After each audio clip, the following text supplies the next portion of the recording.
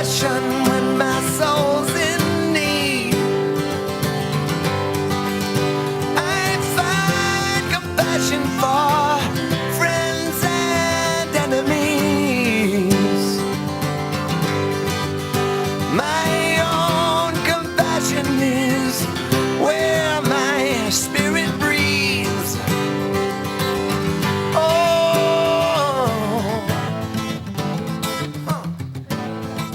Live from Santa Barbara, welcome to Compassionate Connection. I am your hostess, Gigi Amor, and I'd like to share with you the purpose of our show, which is about how to connect compassionately within ourselves and with others when we choose to learn the language of compassion to communicate effectively by learning compassionate communication. We can enrich and transform our lives and relationships and have a more wonderful world. And tonight I am thrilled and excited. I have some fantastic guests with me, and I'm going to tell you a little about what's going on now. Our topic is going to be on when hope and 12 steps are not enough. And now I'd like to introduce Susan Allan, who is America's leading marriage and divorce coach and a certified mediator and communication expert.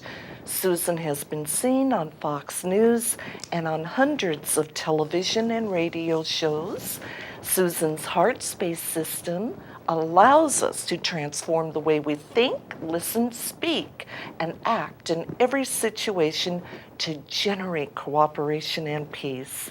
And tonight, Susan is joined by two very special guests as we focus on Susan's Heartspace system to transform addiction. Arno Jaffe is a prominent immigration attorney and has been a guest on our show several times in the past, and Arno has used the Heartspace system with a remarkable outcome that we will discuss tonight. And Bowie Jaffe is Arno's son and the star of tonight's show. Surprise! Welcome, everyone. I'm so thrilled and excited to be here and with everybody, and it's going to be an extraordinary, informative show. And I think we'll start with Susan explaining to us the first time that you happened to meet Arno. What was up with that?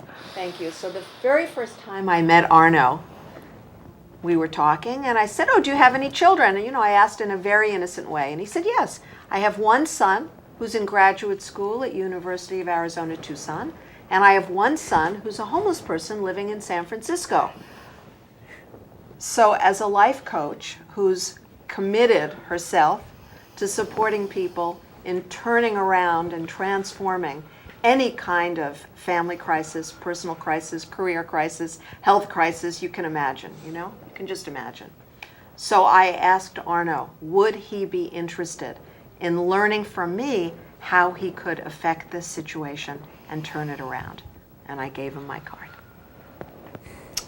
Boy, and that's the start of something extraordinary. Yeah. Arno, I wonder, what did you think when you met Susan and she suggested a solution to this challenge that really had seemed hopeless to your family, because I know that Bowie had been gone for so long? I was given the gift of desperation. I knew that everything that I had going for me, all of my communication skills, everything else that I'd ever done, hadn't worked, and I didn't think it would work. So I was desperate, and desperation is sometimes a great driver. And Susan believed that there was a solution.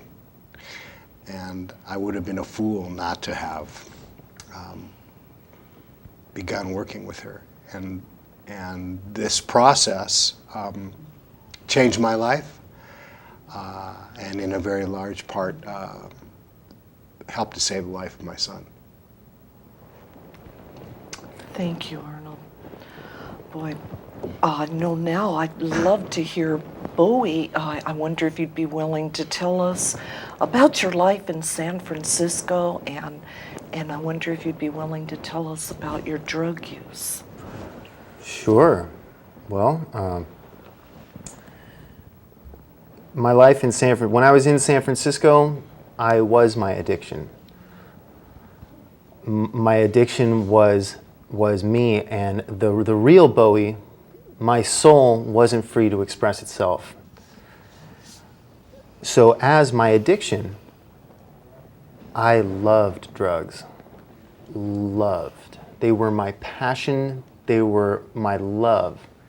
And I would just use as much as I could, whenever I could, and it was my lifeblood, being that I was my addiction then. You know, my days were made up of, pushing a shopping cart, screwing around with friends, lots of philosophizing, and lots of thinking and walking, lots of walking, and it's really not anything that the way they show it in the movies or anything like that. It was in a lot of ways very spiritual, or the intention was to be very spiritual, and there was a lot of desire and drive to be a good person, to do good things. One time I remember I was riding a bus down to a bad part of town, and the bus driver sped up a little too fast, and an old woman fell over, and I caught her on the bus, and it was beautiful, and I felt so great that day. Like, yeah, I know, I'm a doped up dope fiend who's gonna do anything to get the next fix, but I helped an old lady today. I had intentions to do good things, but they were under the stranglehold of the addiction that had a hold on me. And if I was given a choice between do something good for someone good, or get loaded, if the choice was right there or there, I would always have to choose to get loaded. So it was an enormous hindrance. And the reason why I couldn't break free of that was because of the way that I felt about those drugs. There was just no letting go of that. Letting go of that would be like saying, I'm never going to eat again, or I'm never going to drink water again, or I'm never going to be in the company of people again. It was that kind of an attachment where it was that much of a part of my life. And so that's how it had me under the stranglehold, and I couldn't get out of it. It was as though I was powerless to get out of it. Boy, that sounds pretty intense. What an experience. If I may add that there was a lot of pain involved with it too. It was either really, really euphoric, or the other side, which was absolute suicidal despair. Yeah. And it was about half and half. Yeah. So that's how I would describe my time in San Francisco. Yeah. Thank you, Bowie. What a Sure. picture. It's very clear what you've experienced. Thank you for sharing that. Always that loving heart. Thank you. I wonder, Susan, why is it so important that one family member, why is it so essential they have to really be committed? And how did you get Arnold to focus like that? You know, when you said that you were your addiction, this is what so many people don't understand. So many people who are watching at home, so many people who will watch this show, maybe for years to come, who don't understand the distinction. And every time I've worked with a family member to support a beloved family member who's torn between the euphoria of addiction and the utter despair and suicidal thoughts, of course, it's always that same dynamic. And so you've got to be able always to focus on who this soul is that's underneath That's the right. addiction. And I had never met Bowie. Yet I knew that underneath this person from the little bit I later heard from Arno, I knew that underneath was someone who had longed for a peaceful life, longed for a joyous life. As I said to Arno many times, Bowie didn't run to a life in San Francisco, living on the streets. He could not have. Nobody would run to that. He had to have been running from stress, tension, a lack of unconditional love and acceptance. And as soon as I teach either a parent, a spouse, a child, or a sibling to be able to communicate unconditional love to a family member who's in the midst of addiction of some kind, the result is always the same result.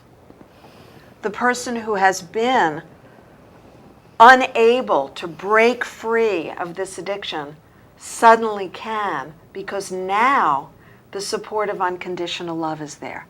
When you offer someone unconditional love, any one of us, we can do almost anything. Boy, thank you for the clarity on that. That's very important, how powerful love is. Well, gee, now I'm wondering, Arno, how about you? Bowie was, I know, on his own for 4 years, and neither you nor his mother had spoken to him for 10 months when Susan began coaching you. And then 10 days later, Bowie called Santa Barbara. What happened then? Before I answer that, Gigi, I want to say one thing so that the folks out there listening who might be dealing with this understand that I had the gift of desperation. I was willing, but in my heart, I didn't think it would work. I was willing to give it a shot, but I just want you to know I'm not the poster boy for positivity my whole life. You know, when Bowie called, I sensed something in his voice, a tone. I sensed what I thought was a willingness to come home. And I went there. Susan had been coaching me on intention. And my intention was I was going to go to San Francisco and I was going to bring him back. I didn't think any farther than that. And I remember my car broke down and I had to get another car, and it was arduous. But I got there and I saw him, and he looked bad. His skin was gray. His eyes were dead. And I could see what the drugs had done to him, that he was beaten. And I, gave him some empathy and asked him if he was willing to come home. And he said yes. And I moved fast. And then the adventure began. Because his mom and I knew he had a drug problem, but I guess we didn't really want to know what. So I had an opportunity of living with Bowie for 4 months, and in close quarters. I lived in a little tiny guest house, and I got to know what Bowie's drug of choice was, what his life was like, and I got to know what it was like to live with an addict. And he'd be okay, and then he'd leave the house, and then he'd be gone, and I wouldn't hear from him. And then he'd call me because he'd gone out, gotten high, and was messed up. And he'd come back, and he would get okay again, eating and sleeping, and then go out. And I had so much support from Susan, so much coaching. And basically I knew that my job was to listen to him, and just to let him know that I was doing my best to understand where he was at. And I wasn't doing any of my old tricks of giving him advice without being asked. I wasn't making it about me. I wasn't going, oh, I love you and everything is going to be okay. I just listened. And I think gradually he built up a trust. But I know it had to be hard for everybody because he was in his addiction, living in my house in Santa Barbara. But I was not powerless as I had been before. And I would, sometimes I would call Susan and say, what am I going to do next? And again, I know I got above and beyond the support that I could have ever hoped for. And, to know that before I did something, because normally I'd think it and I'd do it. That's the way I operated. And to know that you can ask somebody for advice and that you don't have to act immediately was something I began to learn, and I think it made a difference. Thank you, Arno. What a huge gift just to really listen and be present. That's wonderful. Now, boy, I wonder if you, did you expect actually that you would be coming back to Santa Barbara after your dad came up and the second time? That's pretty extraordinary. I certainly did, actually. It's kind of a funny story. First, I want to clarify something. As far as the 12 steps, first I just want to make really clear the 12 steps are enough. They are enough if you choose them and you use them. They weren't enough for me at that point because I hadn't chosen them yet, and I hadn't chosen to use them. So I just want to make that message clear throughout this, that the 12 steps are enough. That's how we get clean. And they're beautiful. So my father, I knew it was getting time to call my dad. I knew it had been several months since we'd spoken, and my depression was becoming more severe, and it wasn't something that I was bouncing back from. And every day that went by, it got worse and worse, and it became scary. And I knew that the day was coming soon when I was going to call my dad, just to talk, or probably because I needed something, But it was time to call my dad, and I knew that he was going to want to come up and visit me. And I knew that I was going to say, sure, come up and visit me. And I knew that when he did, he was going to offer to take me back down to Santa Barbara with him. And I knew that when he said that, I was going to have a hard time saying no because of where I was at, the way that I was feeling.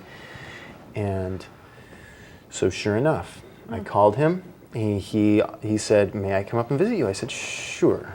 And, he came, we stayed in a hotel, he bought me a steak, And then, sure enough, he said, would you be willing to come back down to Santa Barbara with me? And that was the beginning of like my willingness to be like, okay, well, I'll let go of my attachment to San Francisco and my attachment to these streets and to the same person, the same people that I know, the same person that I go to.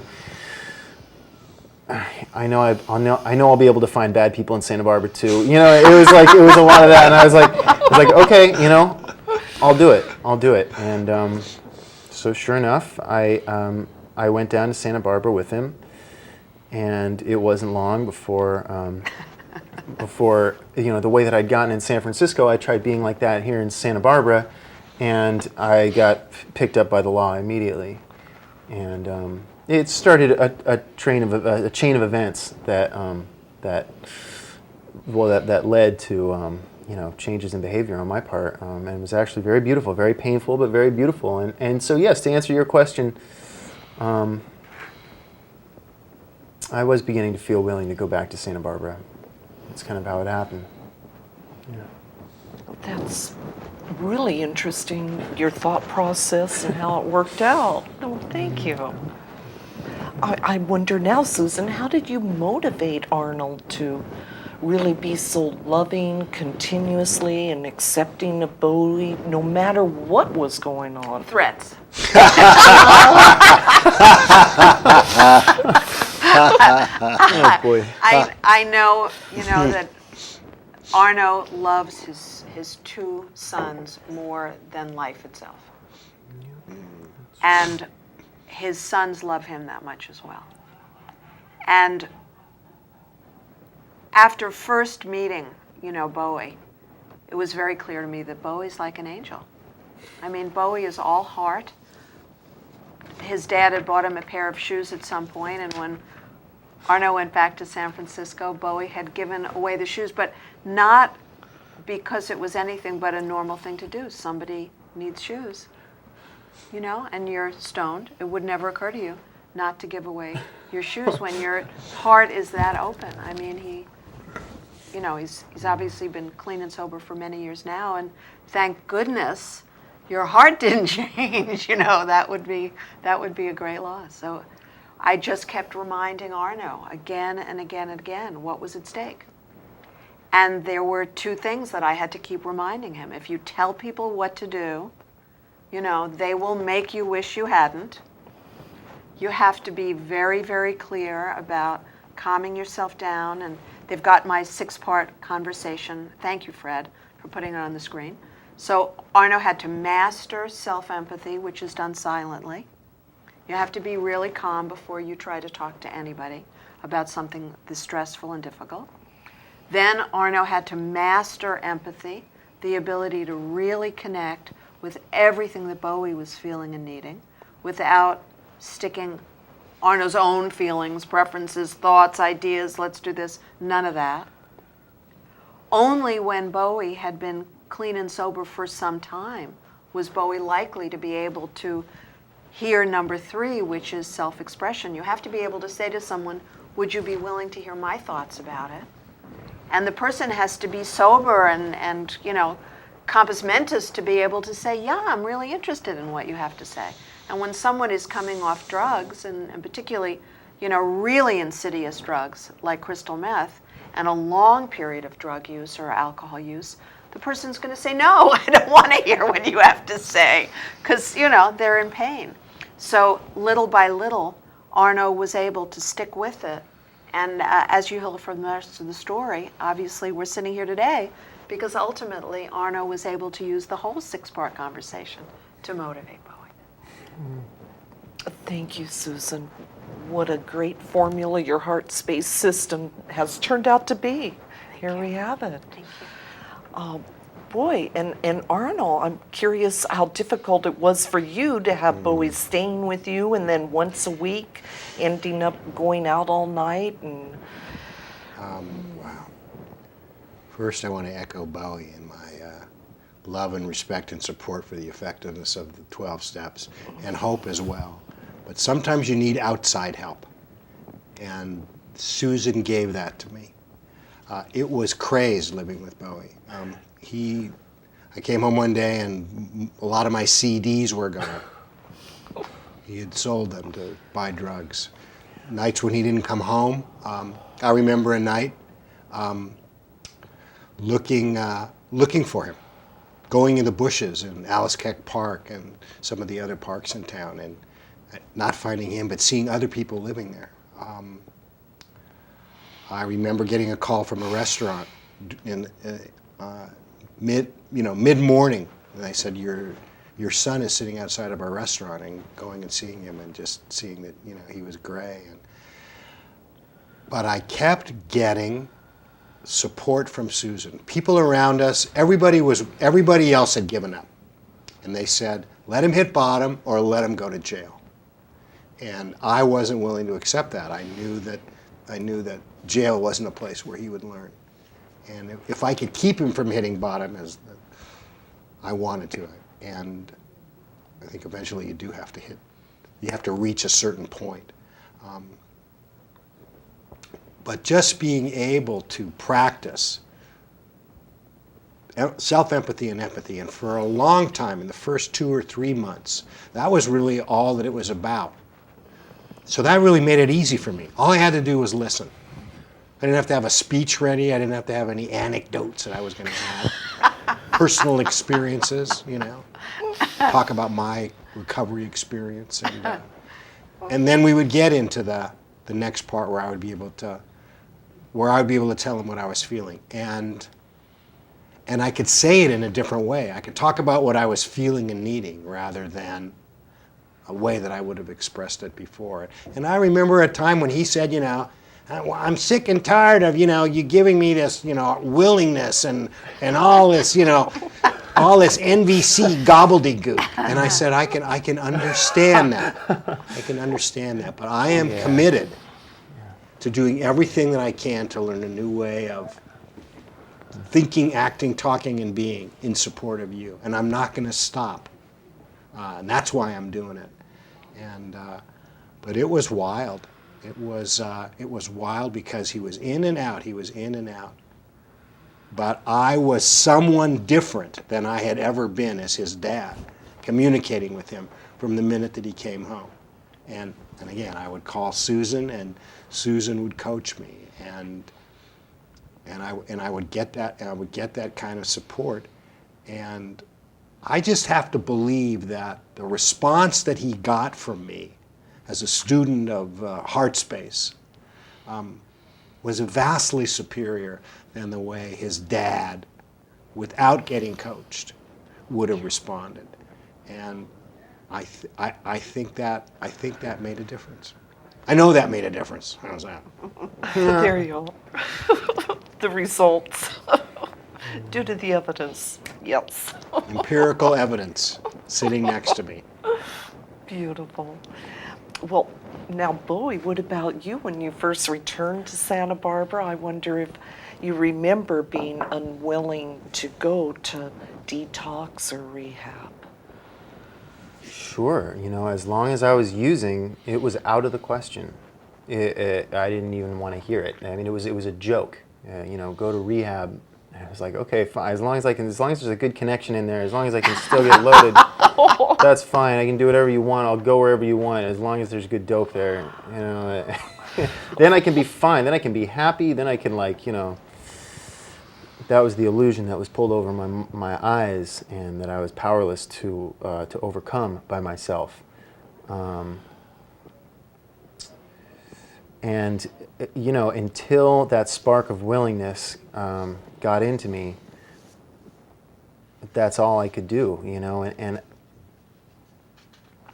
yeah, there was just, I guess what I'm saying is there's the addiction and the person themselves. The two are very different, and the people that knew me when I was getting high and getting loaded, they didn't really know me. They knew my addiction, and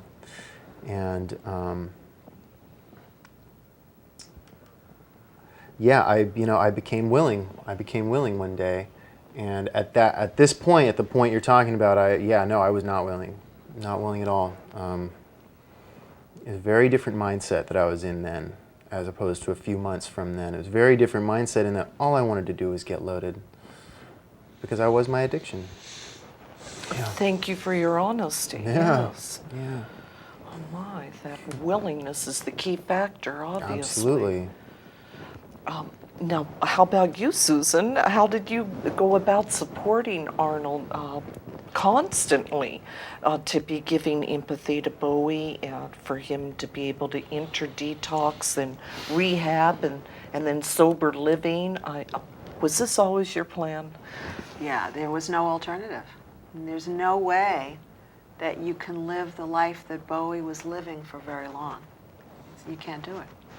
It's not possible to live on the streets for 10, 20 years and survive with any kind of a quality of life. Mm-hmm. So I had to constantly remind Arno of a number of things. Number one, tough love is no love at all. Tough love is not love. Tough love is what you may get from a sergeant in the Army, but you'd never call that love. The idea that in this day and age that a young man can survive in jail and come out with his health intact is nonsense. Look at this young man, you've been watching him, and call me and tell me how he would have survived in jail or prison. I give lectures in prison, and I tell you that the young men and the older men in prison are not doing well.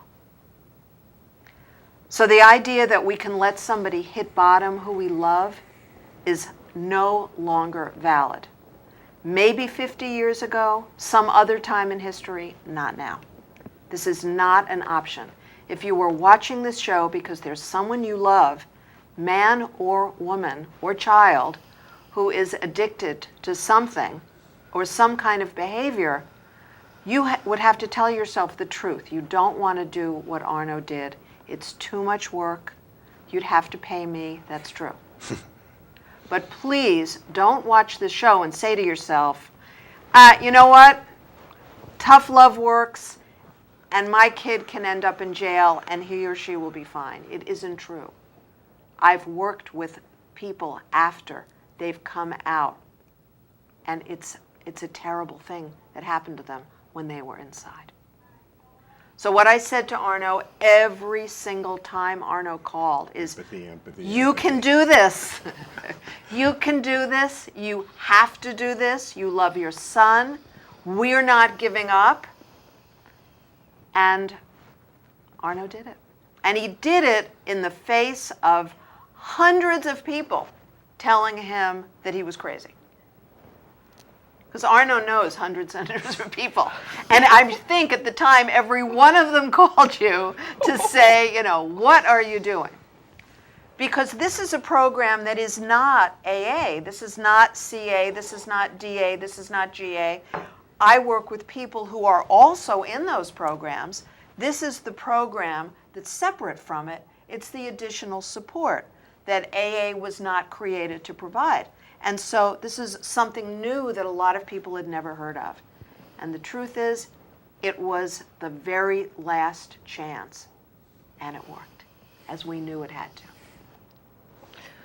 Beautiful, thank you. And I appreciate hearing, forget about that tough love. Very nice. And boy, how about Arnold sharing with us really the hardest part of these early days before Bowie was clean and sober, and how did Susan help? Well, Susan was a strong motivator behind me to just keep doing it, and it enabled me to know that that going back or giving up wasn't really an option. I had to go forward, and it was great to have something to work with, and I know that there was support from Bowie's mom intentionally that things go well, and along the way at the end there was wonderful support from Commissioner Deborah Talmadge, and in a world of effort plus grace leads to success, the most important support was higher power, God, whatever you want to call it.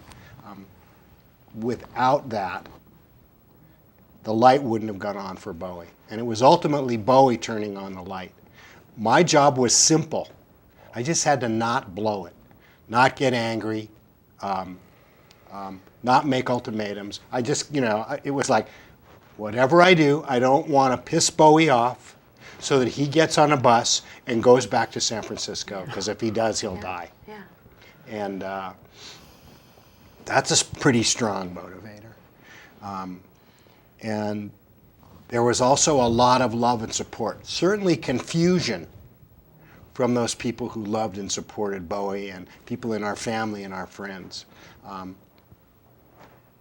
But I had my own short time experience in the 12 steps, so that I had a little that under my belt.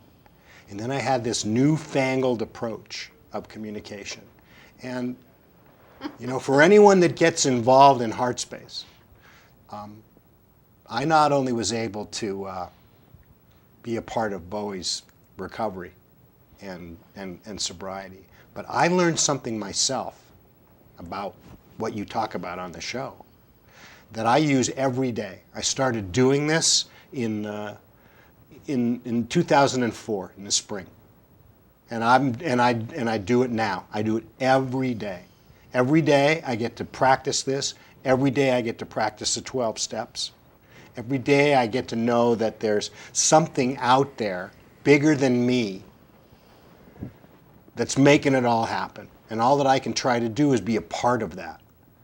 I had a friend who sometimes said, sometimes our only job is to not make it worse. So, And when I practice, when anyone practices this, you become a teacher in the best way. You know, I admire people who walk their talk. I don't want to hear about how great you are, how spiritual you are, how involved in the program you are. I want to see it. That's right. Yeah. And I like to hear myself talk, and I like to think I'm the greatest thing since sliced bread in some regard. And with the combination of the tools that I've learned and the people that I hang with, I get to be right-sized and know that I'm just a part. And I think there's this other one last thing that was really powerful in that I am learning, and I learned that there's more to life than me and how something affects me. And that I live in a world, I live with family and friends and loved ones. And they're a part of that little world of mine. And this has been really helping me lately. But the opportunity to be able to learn, the opportunity to be able to listen, I mean, what a gift to just be able to listen. And I wasn't a very good listener up until the time I met Susan. And I have, decades of making it all about me and wanting to have a little speech ready for before you finish talking. And I'm learning. And, I'm an example of the transformative power of this work. That it can happen. If it can happen to a guy like me, with the help of a great coach and a higher power, and in this instance, a son who didn't give up, a son who stayed with it and let it unfold, believe in the transformative power of working this program and other programs. And there's nothing that you can't accomplish. It won't happen. Thank you for sharing. Amen. That's good. Yeah. Yeah, very powerful, being able to really listen and accept, love. Well, hey, how about you, Bowie? What was your turning point for you, actually, when you were in detox or rehab? Well, what comes to mind when I think of my exact turning point was when I was in the Santa Barbara County Jail, and I had been to court earlier that day, and the commissioner had told me that she took a liking to me, and the court took a liking to me, and for that reason, they wanted to really give me a lot of help. And the way that they do that is they say, well, we're going to really give you as much consequences here as we possibly can. She said, with all the stuff that we have on you, we can technically give you up to 4 years in jail. And, whether or not that could have really been a reality, I don't think it would have come to that. But, they were using these scare tactics, and they said, we can put you in jail for an indefinite amount of time, technically. We're allowed to do that. Or you can go to rehab. And I was like, great, I'll go to rehab. And the first thing that I thought was like, yeah, I'll be in rehab. I can walk right out the door. I can find my old friends. I can start the cycle over again. I'm free to get high again, which of course is no freedom at all. And so that night, in my jail cell, I had a moment when I was like, I fathomed the possibility of, or even just the concept of getting clean. I thought, just what if somehow it was possible? And it struck me, if that was possible, I could do things that I've always wanted to do. I could go to school. I could gain education, and I could be the good person that I always wanted to be. And maybe not have to compromise my morals. Maybe not have to steal from people who I love. and hurt people who I love. And just that it struck me, and this wave of euphoria that, like, wow, I could do that. I could do good instead of bad. And I mean, you know, not to say that I always do good and I never do bad, but I'm doing a whole lot better than I was when I was out there using, you know. Progress, you know, I've made progress. Not perfection, but progress. And it was all in that moment when I was sitting on my jail cell, in my jail cell there, and I had thoughts that I had never had before in my life. I had never, the whole time that I was using, the whole 5 years that I was using methamphetamines, it was like a light came on that had never been there, a light that showed on a place that had never seen light before.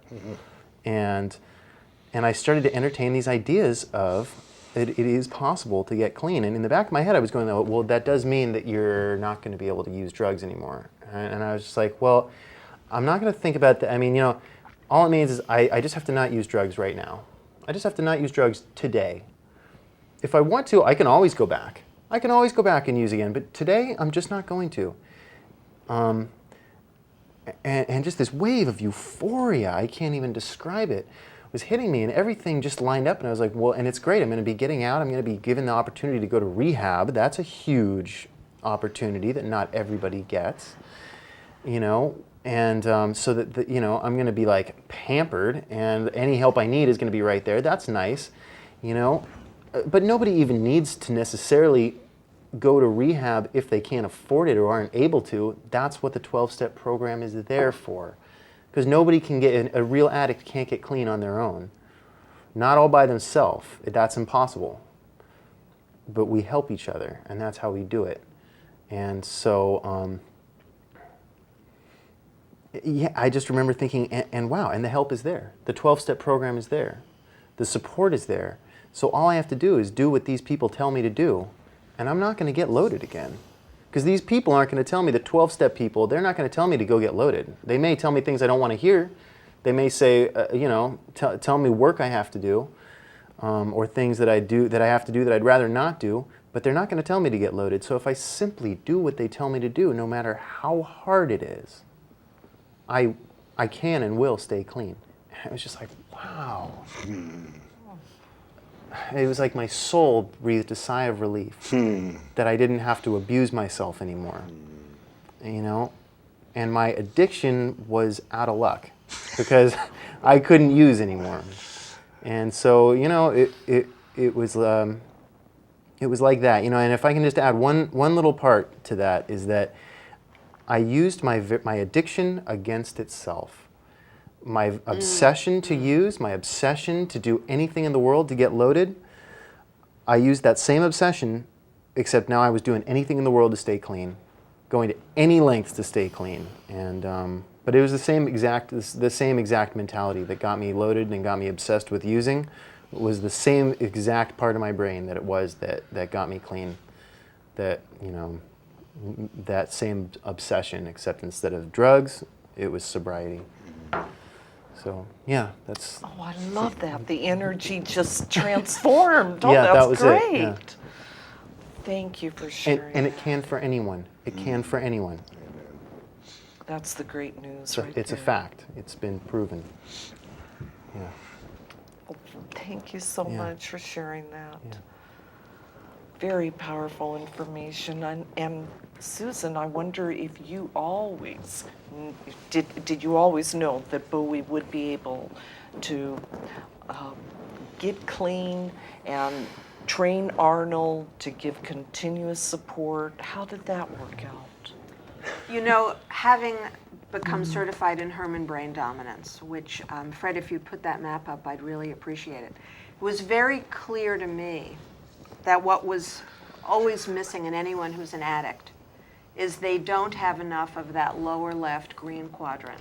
Take preventative action, establish procedures, get things done, is reliable. That's safety, order, consistency.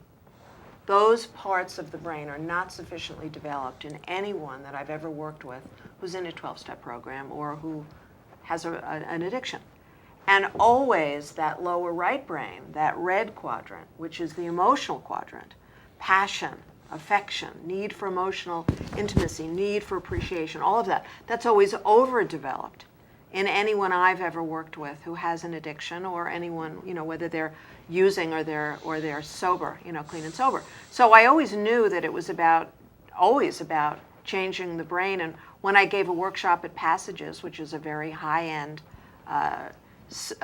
rehab in Malibu, that was exactly the workshop that I gave.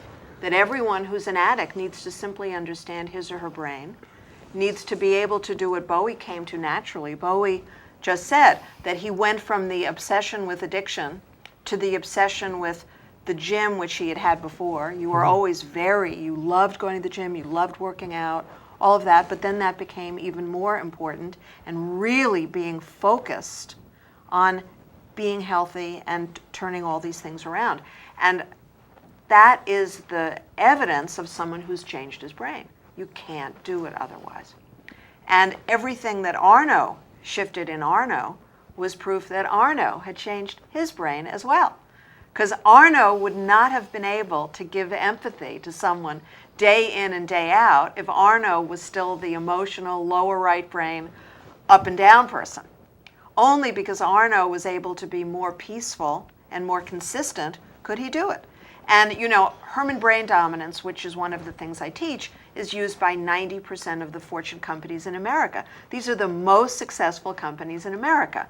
They use this because it's a very simple, clear way of understanding all of their employees, all of their customers, all of their potential employees and their potential customers.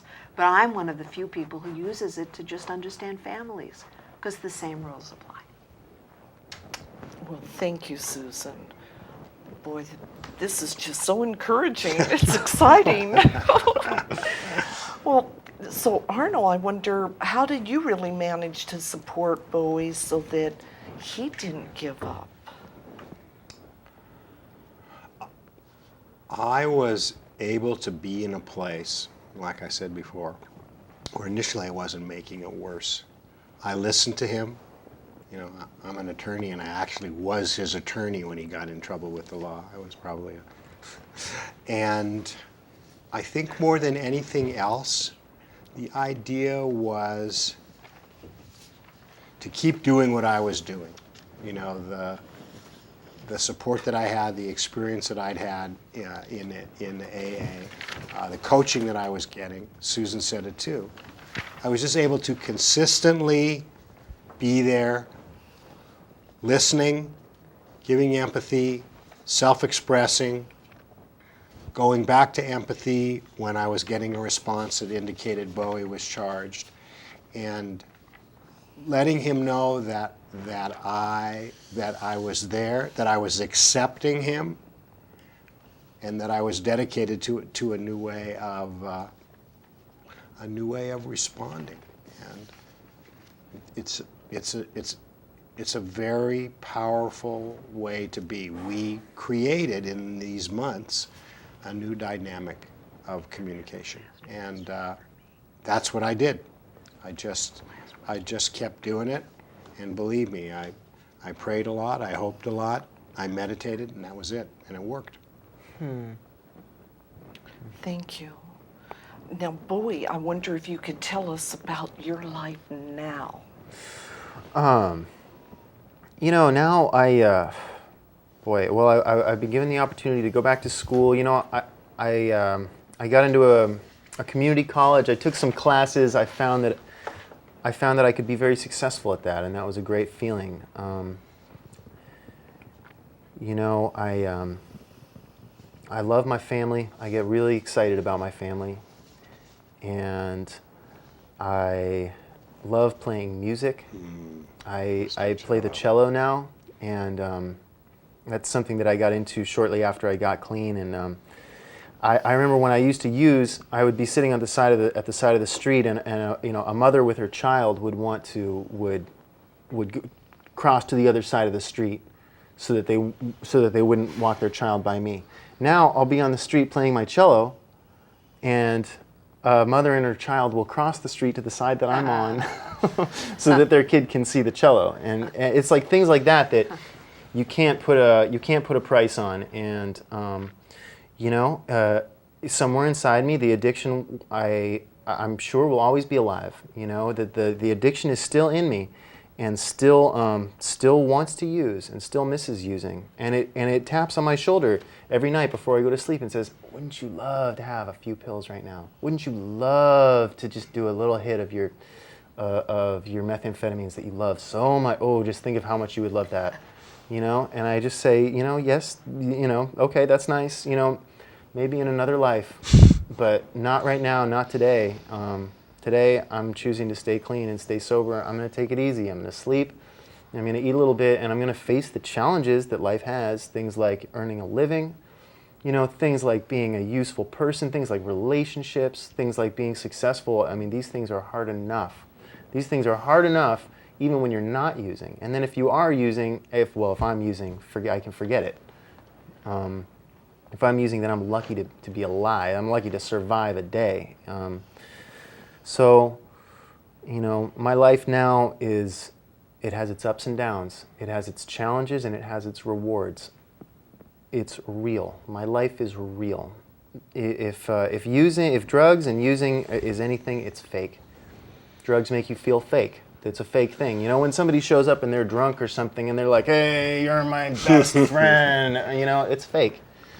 But now, it may be hard sometimes, it may be painful sometimes, it may be beautiful sometimes, but it's real. And that's the only way to be is real, as far as I'm concerned, for me in my life. So, yeah, that's kind of my life today. Oh, that's Yeah. awesome. Congratulations. Well, hey, thank you. Now, Susan, I wonder if you'd be willing to add anything to the viewers that you'd like to share so they can understand more about this. So first of all, any one of you can do this. This is not that complicated. It requires a certain commitment, and it requires a willingness to study some tools and skills and to master them. I've taught this exact same system to many parents, to many spouses. 100% results. 100% clean and sober results when I have one committed family member who masters the skills of the Heartspace system for sobriety and uses it. Guess what? Some of them master it and don't use it. What are the results? Not good. So you have to be committed to learning it, committed to using it, and you've got to stick with it because you never know when the person you love will need empathy from you, just as we all do. And the beauty of this is so many of the people that I've taught who are themselves addicts use self-empathy themselves when they're feeling stressed, thinking about whatever the addiction was. Now, there are some other tools and skills we didn't have a chance to talk about tonight, but if you've watched me on the show before, you've heard me talk about goal-reaching skills, which is that focus, no matter what, I'm reaching this top of this mountain no matter what. And that was what I literally gave to Arno and every one of the parents or spouses that I work with. You have to have that commitment. So goal-reaching skills. Also whole brain thinking. If you can understand that whole brain thinking model, it's so valuable because then you're going to be able to let go of judging your relative. You're not going to judge them. You're going to understand them. It's going to be easier to have that empathy. And finally, there are plateaus of peace, 7 plateaus of peace that I teach. So you can see your loved one reaching each plateau of peace as they get clean and sober and they've got more time under their belt and they're getting coins, etc. in the program. You can see this. And as you see your loved one living life again, then it's just that much easier. And the bottom line is, every one of you can do it. And I offer a free 1-hour telephone session. And my number in the website comes up on the screen here regularly. So there's no reason that you can't have an hour with me. It's free. And I'll tell you. And then you'll decide if it's something you want to do or not. There's no right or wrong. This may not be for you. If it is for you, please do something for your family today. Thank you, Susan. Can I just say that there's not a lot that you can do for your child who is an addict. And what Susan offered me was a way that I could do something myself to be a part of the solution rather than the problem. And that's what's so self-empowering and so amazing about the tools. And I urge you, any of you folks that are out there, any of you that are having difficulties with your kids, addiction is a family disease. And there's not much that you can do about your child other than pray and hope for it, unless you're willing to learn a new way of communicating and being a part of the solution rather than the problem. And it works. Thanks. Beautifully said. Thank you, all of you, for sharing. Thank you, Bowie. And you have a lot of life left to enjoy. Thank you. That's awesome. I'd like to now get into our announcements. And we're just excited to share with you that every Tuesday evening from 8 to 9 p.m. Pacific Standard Time, the Compassionate Connection show is now available on the internet during our live broadcast on Channel 17 in the Santa Barbara area. And so our show is available streaming on sbchannels.tv, and we certainly hope that you enjoy our show. This is our 6th year, and we would appreciate your willingness to share our show, which can enrich and transform lives with your family and friends. And if you have any questions or concerns, you can give us an email at ggmore@cox.net, or you can leave a message at 698-5741. And in addition to our live broadcast on Tuesday evenings at 8 p.m., the Compassionate Connection show is also re-aired several times each week, and I believe that's up on the screen. And now we're going to reflect on what Susan Allan has going on, and she has her local Heartspace workshops, which are held on every Wednesday from 5 till 8 o'clock, 330 East Carril Street. And I'm hearing that we're just about out of time here.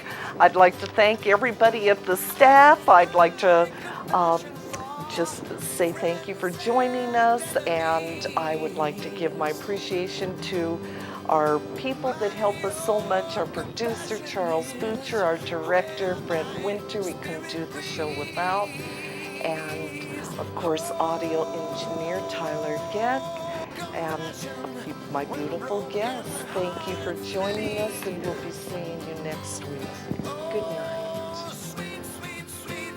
Compassion when my soul's in